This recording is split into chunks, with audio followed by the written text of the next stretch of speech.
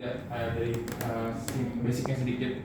Jadi kalau dari yang gua rangkum ini ya, dari interpretasi EKG dari dokter Saksa sama dokter Isabel tuh, kalau dokter Isabel kan kemarin jelasinnya langsung ke irama ya, irama, heart rate, terus langsung ke interval QT.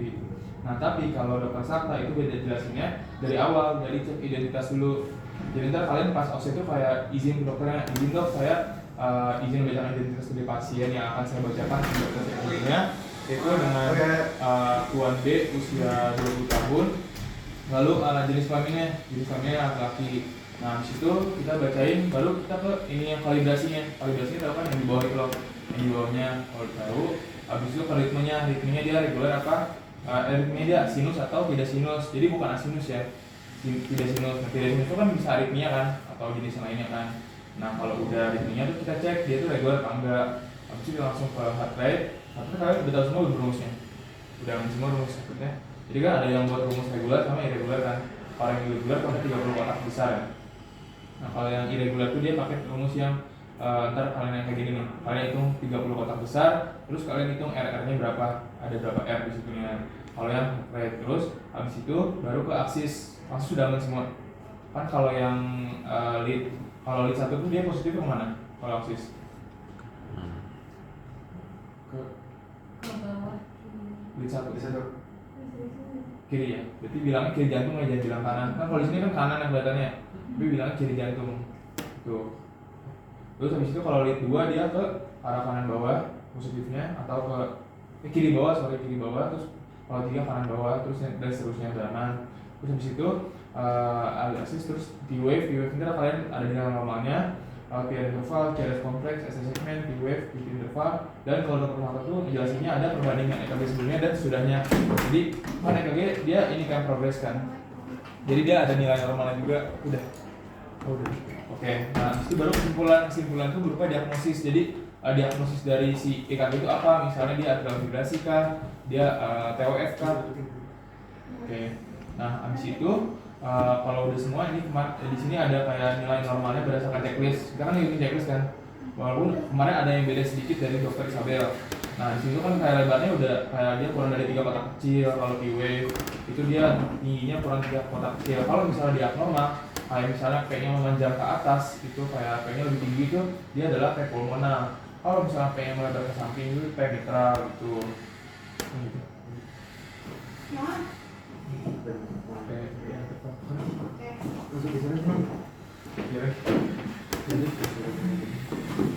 Oke, terus PR interval itu normalnya 0,12 sampai 0,2 detik. Yang mana kan tadi kan satu kotak kecil itu kan 0,04 kan.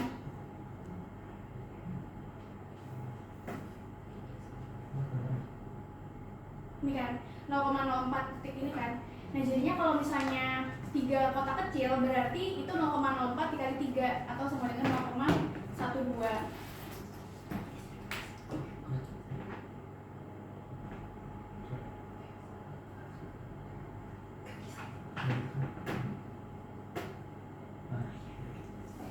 Terus PR interval itu berarti kalau misalnya dia itu lebih daripada yang normalnya, berarti dia itu kan menandakan PR itu kan kayak yang di bagian setelah P sampai sebelum QRS. Itu kan kayak menggambarkan sinus AP kan. Berarti kalau lebih dari waktunya itu berarti itu menandakan adanya AV block nih, yang segmen. Terus PR interval. Terus habis itu QRS kompleks itu yang ini kan. QRS kompleks itu menandakan depolarisasi dari ventricle. Dan normalnya tuh ini kurang dari 3 kotak kecil. Kalau misalnya dia lebih daripada itu berarti dia itu ada terlalu lambat kan, kayak jadi tuh misalnya di suatu ventricle itu kita mendapatkan waktunya itu paling maksimal 0,12 detik. Cuman kalau misalnya di situ terjadi perlambatan berarti artinya di situ tuh bisa jadi ada hipertrofi. Karena kayak kenapa hipertrofi? Karena harusnya sel miokardnya misalnya nggak sebanyak itu, cuman ada hipertrofi jadi kan sel miokardnya jadi lebih banyak, sehingga aliran listriknya itu harus mencakup semua sel miokard yang bertambah tadi, yang hipertrofi tadi. Makanya waktu yang diambil nanti bakal lebih banyak. Terus U-wave itu yang ini ya, yang wave itu dia adalah defleksi negatif pertama sebelum air wave, sebelum gelombang air. Dia itu maksimal satu kotak kecil dan kedalamannya tuh harus kurang dari 1/4 air wave-nya. Jadi kayak air wave ini kita bagi 4, terus si Q wave-nya nggak boleh melebihi 1/4 dari air wave-nya. Terus untuk air wave sama S wave ini nggak ada patokannya ya. Jadi tergantung sama apanya ya, frekuensinya. Tergantung sama frekuensinya. Terus untuk ST segmen, itu ST segmennya tuh ada di sini. Jadi akhir dari QRS kompleks sampai awal dari T wave. Ini ST segmen. ST segmen ini normalnya harus isoelektrik atau kayak sejajar nih sama yang segmen-segmen sebelumnya gitu. Kalau misalnya dia nggak isoelektrik berarti dia bisa ada elevasi, bisa aja ada apa sih kok bos? Depresi ya. Kalau ST elevasi berarti bisa jadi itu ada STEMI gitu. Terus T wave ini menggambarkan repolarisasi dari ventricle. Jadi kayak ventricle yang tadinya itu udah depolarisasi, kemudian ST segmen ini menggambarkan dia itu tahap yang lagi nggak ada apa-apa. Terus T wave ini menggambarkan repolarisasi atau kembali ke keadaan istirahat. Tuh. Nah, T wave ini untuk sadapan yang prekordial atau sadapan dadanya itu kurang dari 2 kotak besar. Sedangkan kalau untuk sadapan ekstremitas kurang dari 1 kotak besar. Dan T wave itu minimal banget 1 mm tinggiannya. Kalau misalnya dia nggak ada sama sekali, namanya T flat.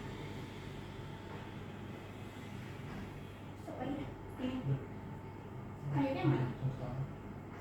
Gimana sama? Oke.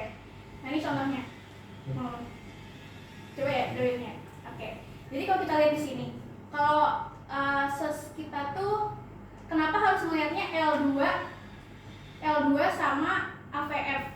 Karena L2 sama AVF itu kan kayak vektor proyeksinya itu masih nyambung gitu loh sama arah kelistrikan jantung. Jadi ini misalnya jantung gue. Arah listrik jantung kan ke sini kan, ke kiri bawah.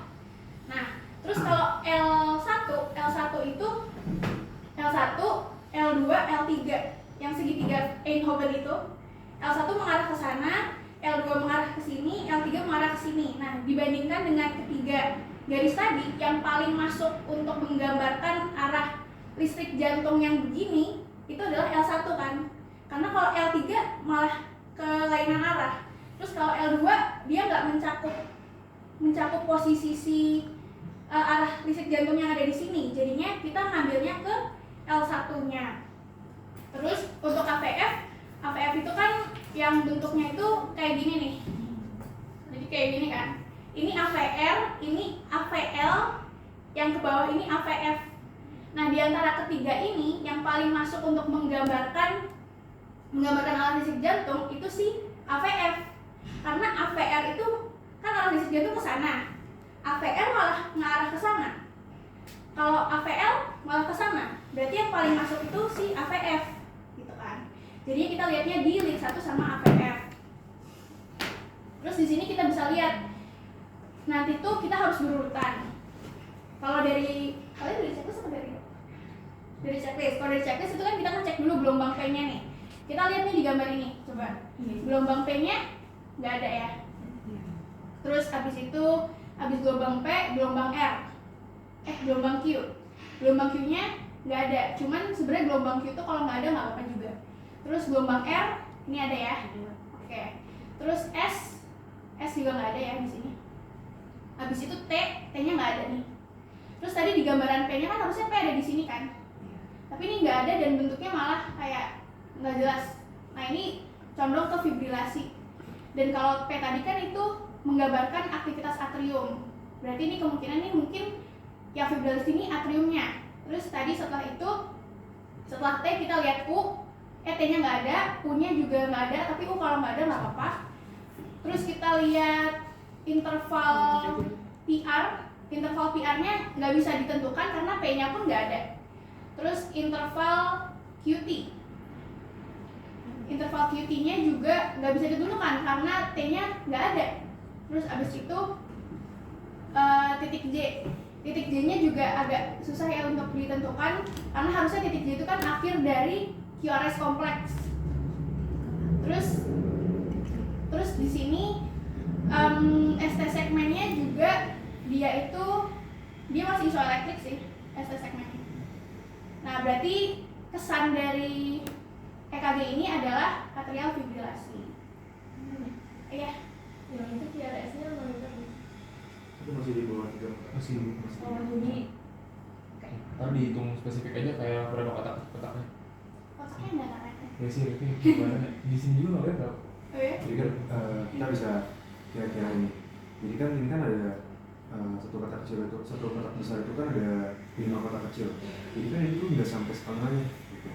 Jadi kita bisa kira-kirain aja kalau misalnya kalau kayak gini udah berarti belum lebar QRS kompleksnya, sehingga masih ada indikasi kalau misalnya si ventrikelnya nggak ada masalah. So ada masalahnya tuh di atrium gitu. ini dong kalau apa di kalau di itu nambahin apa ya?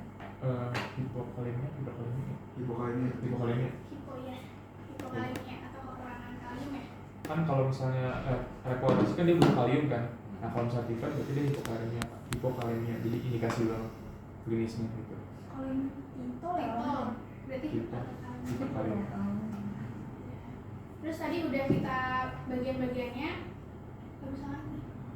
Nah, bagian-bagiannya sekarang kita menilai EKG-nya yang ada 5.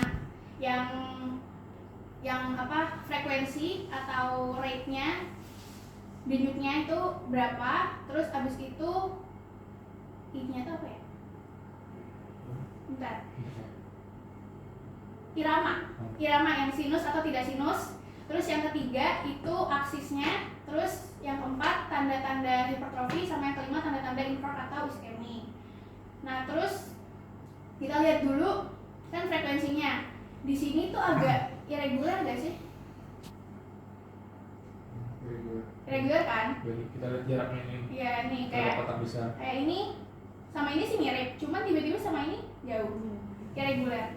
Berarti cara ngitungnya adalah dikali 10 ya? Rumusnya Iya, reguler. rumusnya dikali 10. yang 30 Yang 30 kotak besar terus hitung CR-nya kali 10. Iya. Terus abis itu kita cek iramanya sinus atau enggak. Berarti ini tidak sinus nggak sih? Karena nggak ada P-nya yang mendahului QRS, nggak ada T-nya juga. Terus aksisnya kita bisa lihat di lead 1 sama AVF. Nah, lead 1-nya positif kan? AVF-nya tapi negatif. Berarti dia ke arah mana tuh? Iya, berarti sekarang itu ada RAD. RAD. Ya kan? ya kayak kasus Ya, udah. Terus tanda-tanda apa tadi? Hipertrofi. Tanda-tanda hipertrofi itu bisa dilihat dari adanya QRS kompleks yang terlalu tinggi. Terus juga ST elevasi gitu. Terus kalau yang terakhir tanda-tanda infark juga sama, mirip sih sebenarnya sama yang tanda-tanda infark. Oke.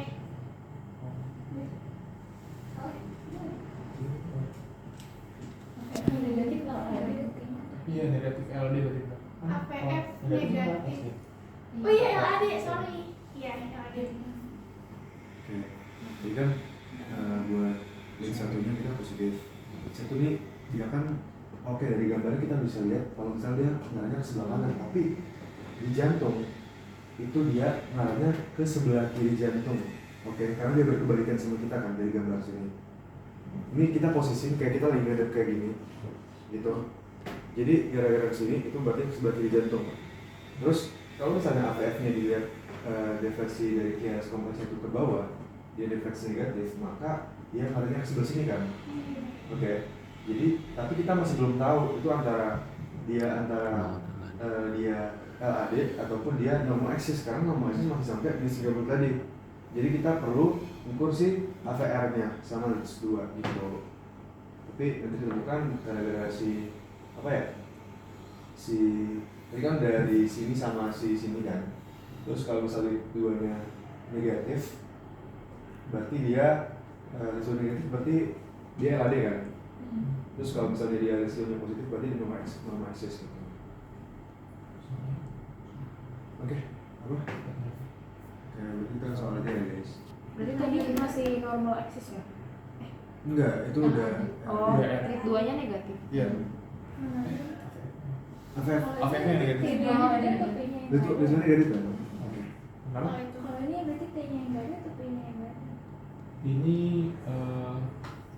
Kalau itu kita lihat dulu dari kita lihat dari baseline-nya dulu deh. baseline. Itu si ST segmennya kira-kira sejajar atau enggak dari baseline-nya? Dia menurun kan?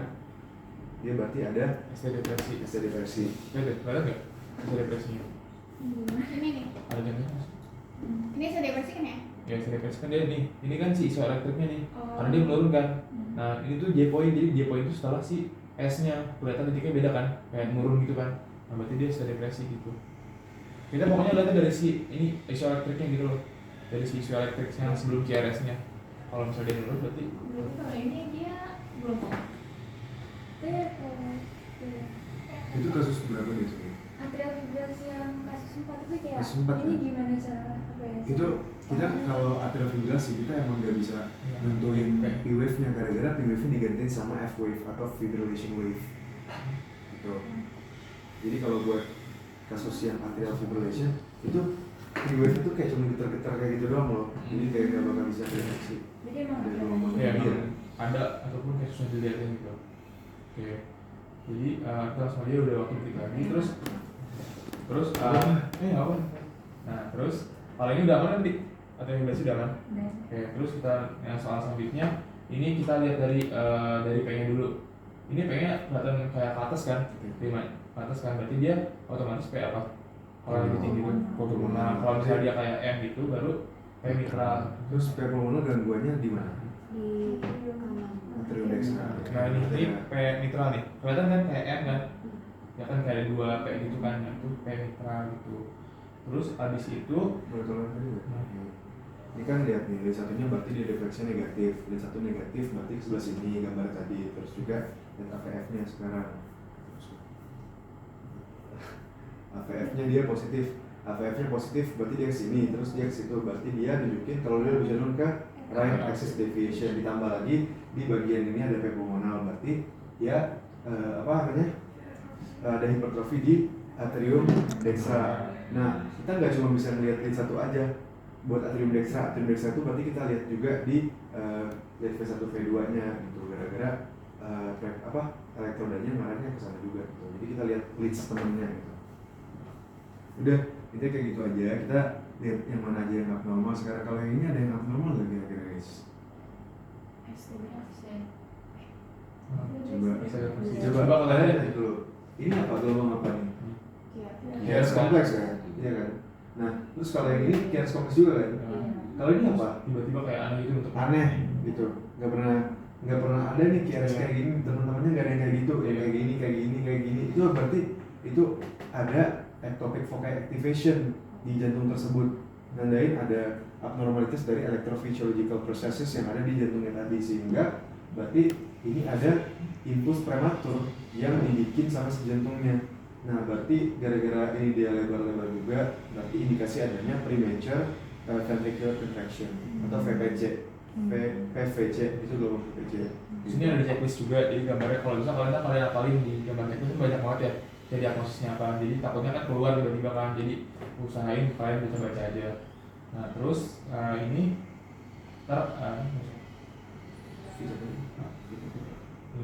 nah ini kayak kemarin dari skills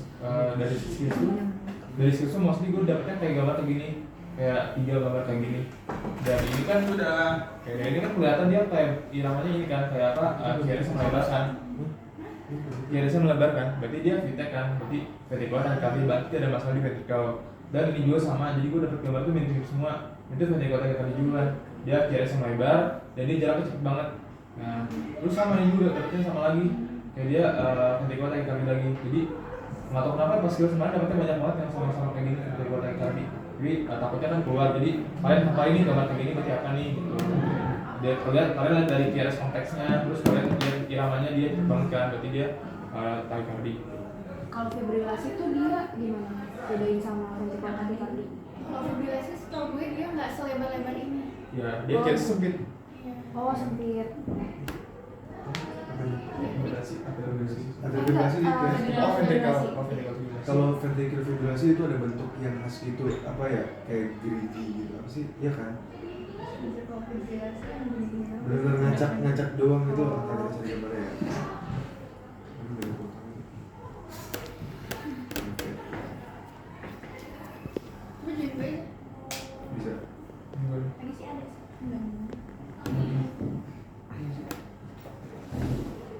Mau dapat 9 dimasukin kan. Jadi kurang lebih kayak gini ntar gambarnya.